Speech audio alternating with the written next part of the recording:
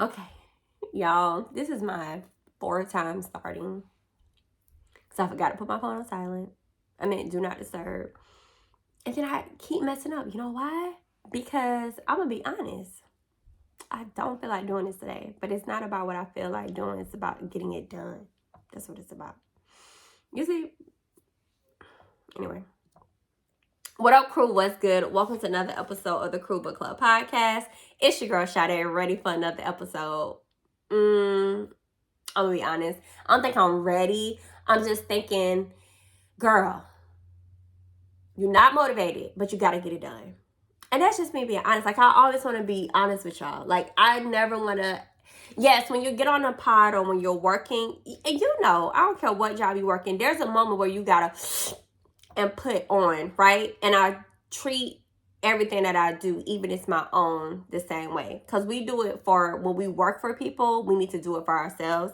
But I'm going to be honest with y'all, like today is Sunday and I'm recording. I've been off schedule because I haven't been feeling like doing it, right? Because I've been having so much fun. I went to Vegas last week with my husband. We saw Usher, literally 18 hours, flew, saw Usher, got back on a plane the next day to come back so he can go to work. The week before that, I was at Wild Adventures with my kids. It's been a really great summer family-wise. And this podcast has been the last thing on my mind. And I've been literally doing it on Sunday or Monday morning. But I know I made the commitment that I'm dropping on Monday and I'm going to stick to that. It's just... And I've been doing some other great things. Real estate has been good to me last month. It's low this month, but yeah, I'm tired. Like, I am exhausted. Right now, I'm not wearing any makeup. I'm on my period. My acne is acting up. I'm just, like, I feel, but I'm excited to do this, but I'm just being honest. I'm just keeping it 100. And I feel like more people need to be honest about how they really be feeling, because you turn this camera on and this work can drain you, especially being an entrepreneur full time in real estate. Like, and boy, people been trying me in real estate but anywho, I just leave that to God. But I just want to keep it real with y'all. I hope you guys are doing good. And I'm not saying that I'm not doing good. I am very thankful for the life that I have. I'm not complaining. I'm just keeping it real with y'all, like a bit is tired. Okay? Whew. But I'm going to get through this. And the episode still is going to be good. I'm just letting you know what the real is, because I never want to be one of them people that's like, I'm perfect. Because, baby, I'm far from perfect. And I just want to be relatable and honest. That's cool. That's cool. Okay, today we do start a new book. It's Believe Bigger by Marshawn Evans Daniels. And I've done the journal before in 2022 last year, from like January. It's 100 days of Believing Bigger. It has a scripture, a passage, a question, and a prayer. And we're going to get into that. And we're going to do the introduction in chapter 1 today. So I'm excited about that. Okay. Now, sorry, my husband just called me and I'm like, oh my gosh, like, I'm recording and I cannot pick up, babe. I'm so sorry. I love you. Because usually I text him and I say, hey, I'm about to record a podcast, so he won't interrupt. But he'll be all right. I'm going to be quick. Good and quick. All right, so let's get into who gonna check me boo God is. And these who gonna check me boos, because I've done the journal before, I'm gonna try to pull from the journal so you guys can kind of have a little bit of both books and you can decide whether you want to order. I highly recommend ordering the journal. You can literally do the journal without reading the book, but reading the book adds context to the journal. And I'm excited to get into it. So the first day one, okay, on Believing Bigger Devotional Journal, Trust Made Simple is the title. And the scripture is John chapter 13, verse 7. And it says, Jesus replied, "You do not realize now what I am doing, but later you will understand." And the passage key notes to me were, God is more concerned with our trust than our talent. That hit me today because in this moment, I didn't feel like getting on here, but it wasn't about my talent. It was about me trusting him that he's going to get me through this episode because he knows the commitment and the will that he put in my life to do this. So he's going to give me just the right amount of energy to do it. So that alone. And then it goes into, and he's more interested in obedience than sacrifice. And right now I'm feeling both.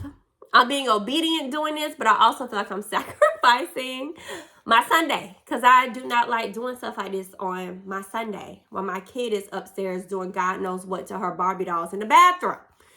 And then gonna turn around and ask me for more to chop their hair off. She wants to be a hairstylist. And I said, well, you're going to be a hairstylist, but you're going to own the hair salon. You want to be like the Kim Kimball around this bit. You know what I'm saying? But anyway, back to the book. And here I am setting high expectations, and I don't even know if that's God's will on her life. Let me digress. Because it says here, we set our expectations high, create our own schedule, and start racing towards the finish line. Then when our expectations aren't met, we feel frustrated because we haven't met our goals. Jesus. God, y'all just saw me get checked in a moment. Look at me making all this stuff, what I said about my daughter. And he just said, hold on, those are your expectations. I haven't gone to God and asked what my daughter should be doing. And who's to say? He just told me I just started listening to what he told me what I need to be doing just a few years ago. But anywho, she said she put God wants your trust. And she broke it down as total reliance upon spiritual timing. And we all know that's not easy. Now, the prompt question was, how has trusting God's timing been a struggle for you? And what might God be trying to teach you in the process? Now, in 2022, last year when I did this, I was like, my struggle was trusting his timing and what he asked me to be obedient in. Because I'd be like, nah, God, do I really need to be obedient in that? And he was like, yes. And now I feel like I'm at this point where it's like, okay, he see I'm being obedient. Now it's time to go to the next level.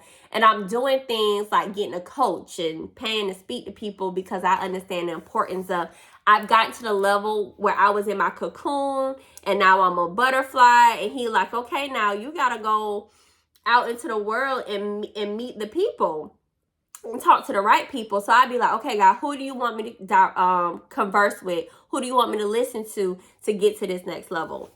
All right.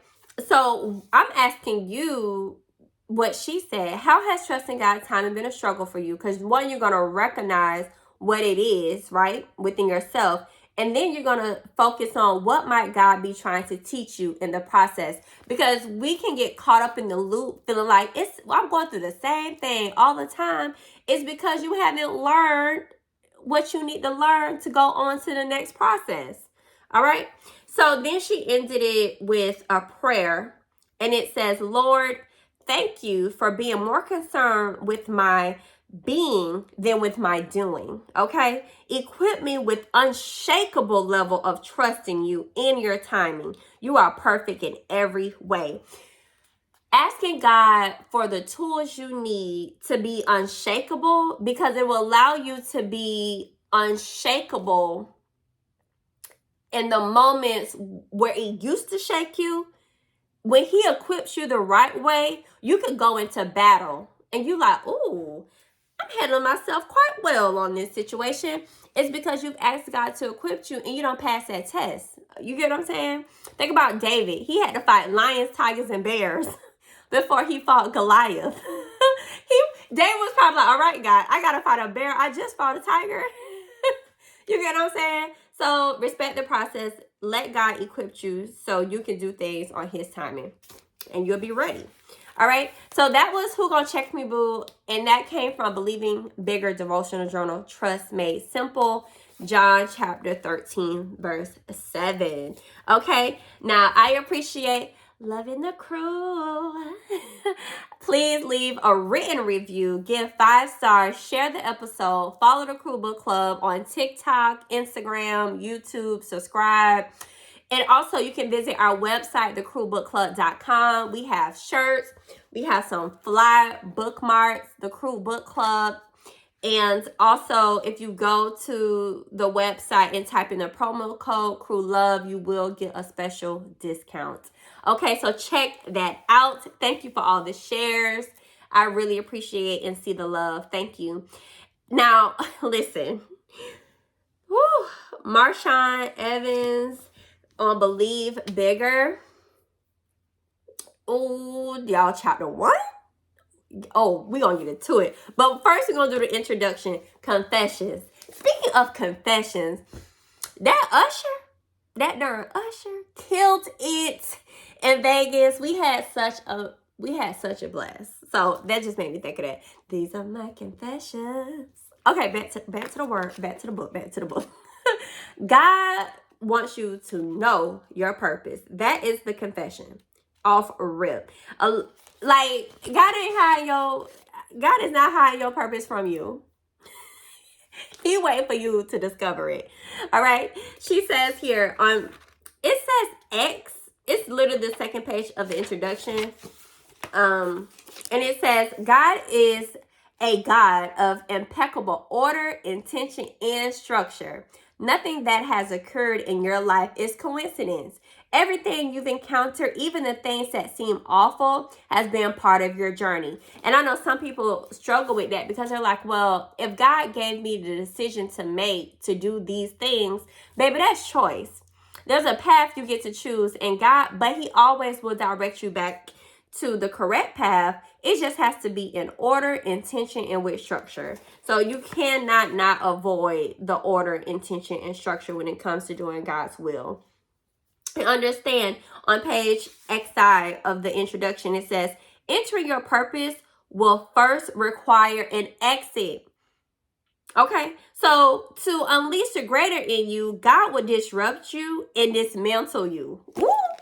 You like, and you ever hear why people be like, well, why would God, how He God and He doing this to me? Because He needs you to exit what you're doing to get to the next level, to get to the next part of the process, to get to your purpose. So you got to exit first. That's the first thing, baby. All right. And that's just the introduction. And let me tell you, there were some other things, but those are the main understanding of the introduction. Before we got into part 1 of the book, she titled it Awaken. Disruption is the invitation. You don't want disruption, but you need disruption to get the invite to go to the next level, because you need to be awakened and you need to be dismantled. And in chapter 1, ooh, child, let me tell you what she went through. Whoa, you're going to be like, oh my gosh, continue to listen to me. Chapter 1, countdown to the chaos.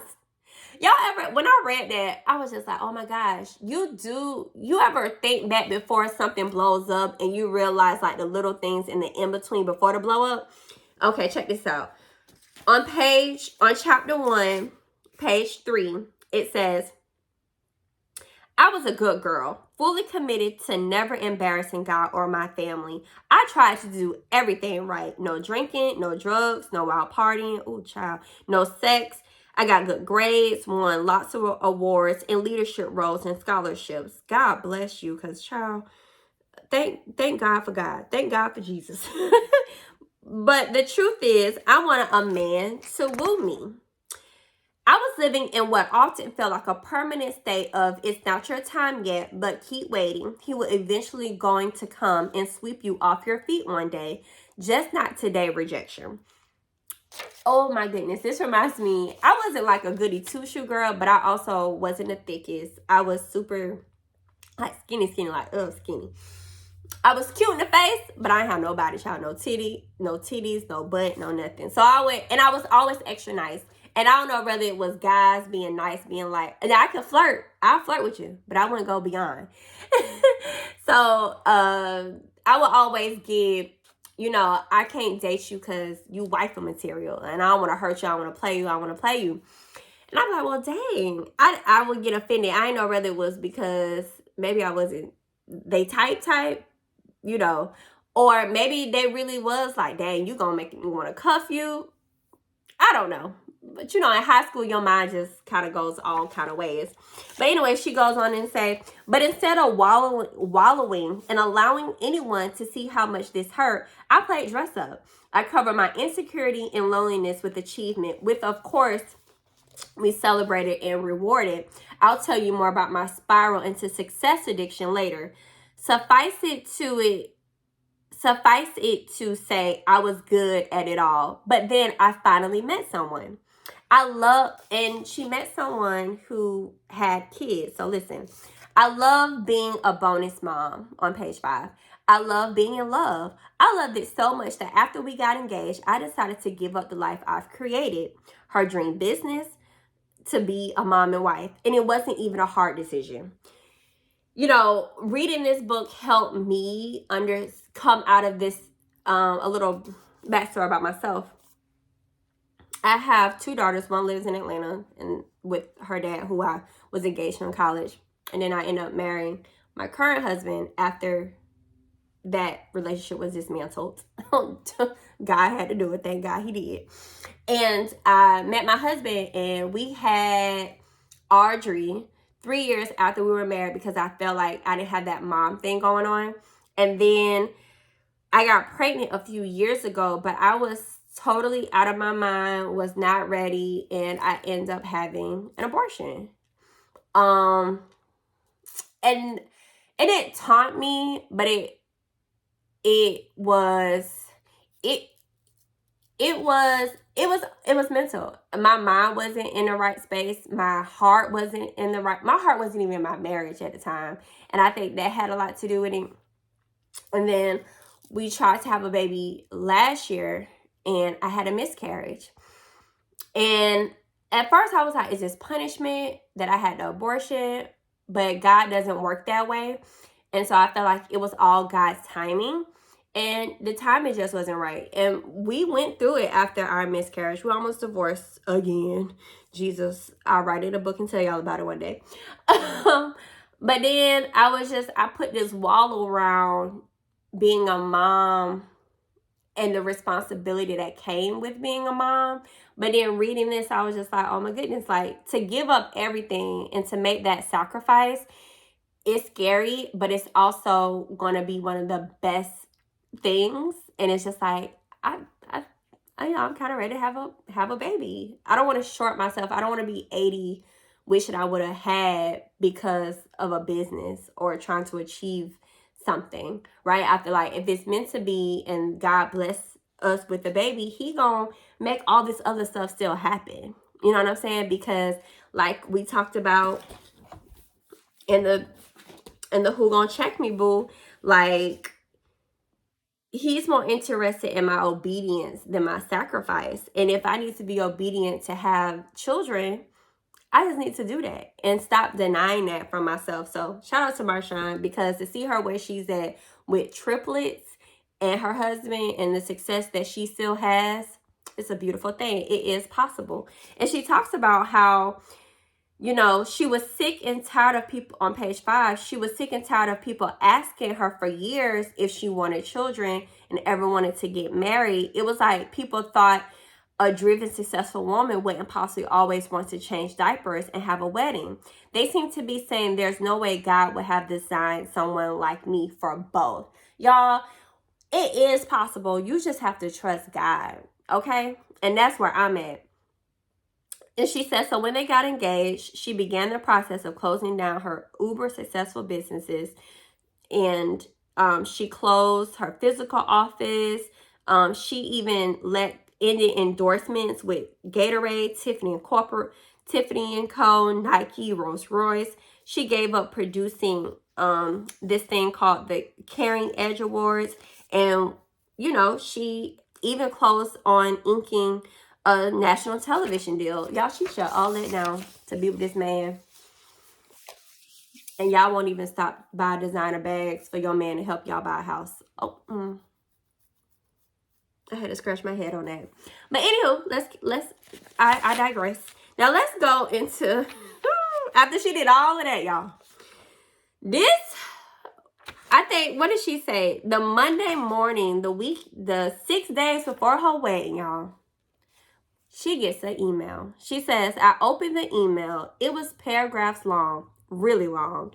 My eyes were moving, reading each word line by line, but my mind didn't comprehend. I'll give you a general idea of the email and paraphrase it to spare you and me godless details. This person emailed her and said, I am sorry to tell you that your fiance is doing to you the very thing he did to me. I know because I've been sleeping with him throughout your relationship as recently as this month and in your new house, the one you haven't even moved in yet. Child. What y'all would have did? Heart. What your heart beating for? I'd be scared. She'll be scared. Anyway, the fiance denies. And he says, oh my God, I knew she was going to do something like this, sweetie. Don't believe her. I have to go now. Turn off phone. My flight is taking off. Now, she just found this out and you about to hang up because he taking a flight. I said, boy, God's timing. And I felt like when I'm looking at this back, it was meant for that to happen so she can process, right? She says, but then my spirit got unusually quiet and calm. It said nothing and I felt nothing. It was still. She said further down, I decided to call her the ex while I drove to the airport. So he flying, child, on the plane. She driving to him on the phone with the ex. Jesus. On page 10, she says, I listened, and she just talked and talked and talked about how horrible their relationship had been, about he said, she said saga, and I had been going on since they were in junior high, and about how much she loved him, but could no longer stay with him because he was a cheater. Nah, I don't know how long I could have stayed on the phone with that. But anywho, she says, this was her payback. Not to me, but to him. Now, Marshawn, boy, you know that's God. And that takes a level of maturity, spiritual maturity. You know, you praying for God. Ooh, I don't understand why I'm being so calm, but help me. And she says, I was caught in a crossfire, a casualty in war. I didn't realize I had been going on for more than half my life. Now, a lot of us would have been coming at her, oh, you hating because I got your husband, da-da-da-da-da. I married him, he da-da-da. And you probably would have kept going. But this is why being close to God is so important. Because he can help you navigate situations the correct way. What we said in the journal, what it say? Equip me with unshakable level of trust in you and your timing. Okay? That's what I'm talking about. So then she goes to say, there was no apology, no remorse, only satisfaction. So gracefully, I stopped and I said, okay, thank you for letting me know. Click. But in the moment, peace replaced panic. Oh, thank you, Jesus. That will make you want to get into the word.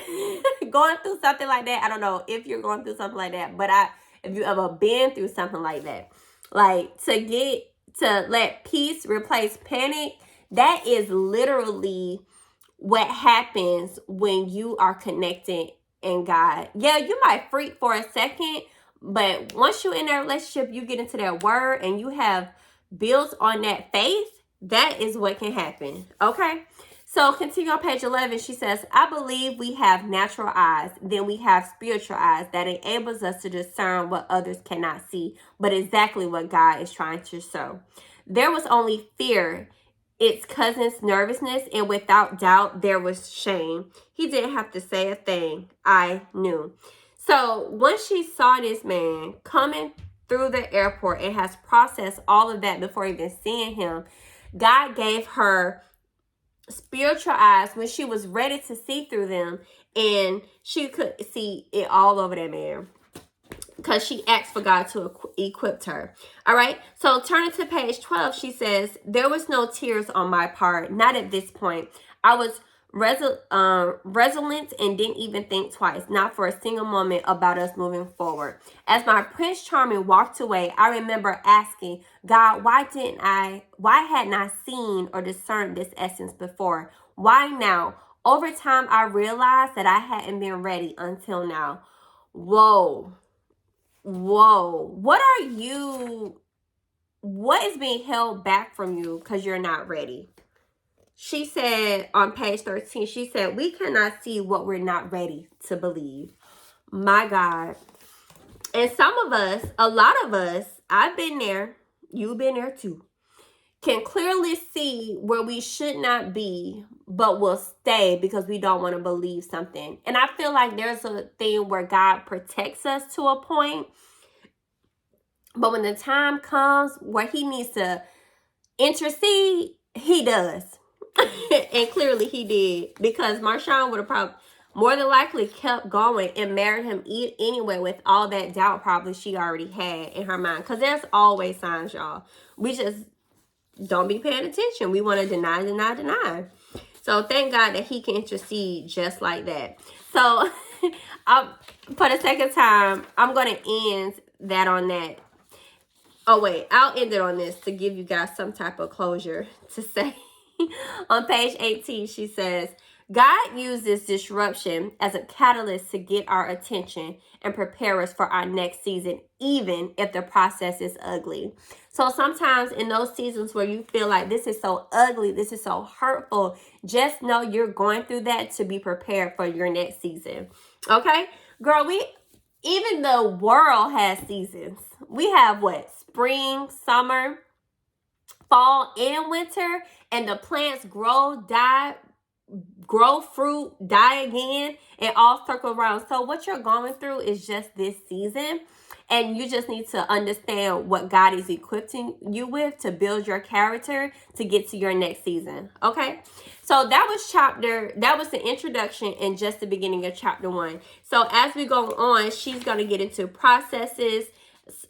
Next week, we're going to be discussing split rock moments in chapter 2, decision unmaking, what she went through. We'll continue on how she processed out of that relationship. So come back and check out that and order the book too, y'all. Like, I would really love to do this with you guys and engage with you guys on our social media. All right.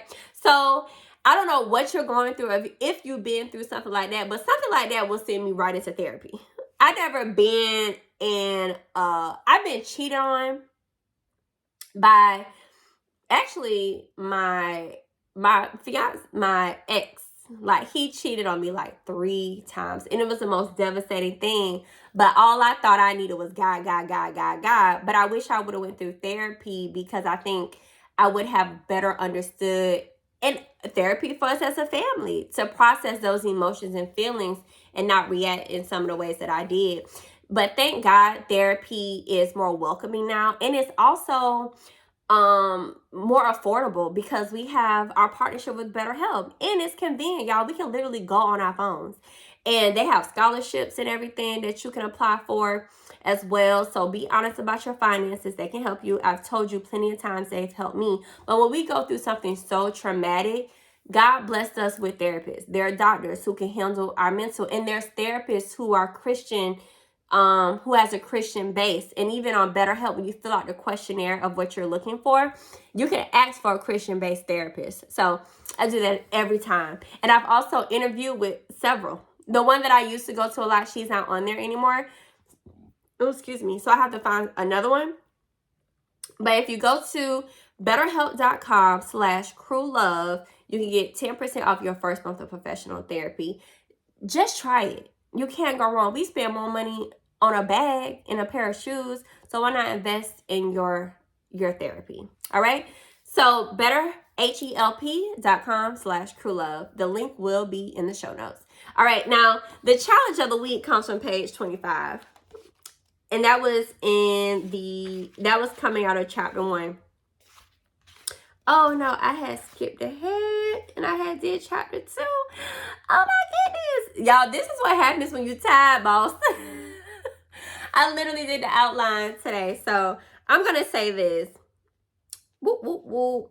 I want you to reflect. On page 19 in chapter 1, it says, it has these 3 questions. And it's about disappointment is God's tired and true catalyst for greater calling. Every woman will have her heart broken and her virgin hope defiled. I am not alone. You're not alone. And no woman is exempt. But ask yourself these questions, y'all. Pen and paper, you got it? Or check your time clock and screenshot whatever you need to do so you can remember to do this homework. What if the hurt, disappointment, wounding, and betrayal are actually a shaking and an awakening? I want you to think of what situation that you're going through that has caused these emotions, and I want you to write it down. Then she says, what if all you've been through hadn't happened to you, but happened for you? I want you to process and look at it a different way.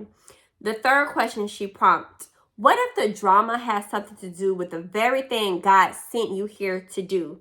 Because when she went through this, God strategically told her, you're going to help women.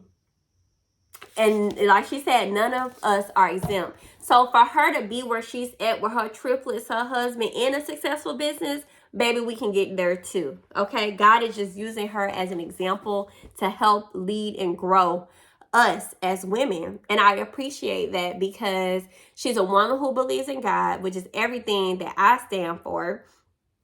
She has family. She has success. She's a successful entrepreneur. So this is all possible. And I love how she breaks it down in the rest of the book. So your challenge of the week this week is to figure out what your disruption to your purpose is. Okay? All right. Now, I love some good advice. This advice came in a few weeks after I had posted asking you guys to send me some advice. And this person said, how do you stay strong in a season when you feel like everything is falling apart? And the first thing that came to my mind when I read this question was, what is it to be strong? You know, strong to me is letting go. I feel like society has put this thing as strong as putting the weight on our shoulders. How do we bear through it? How do we fight through it? I'm like, I want to let that go.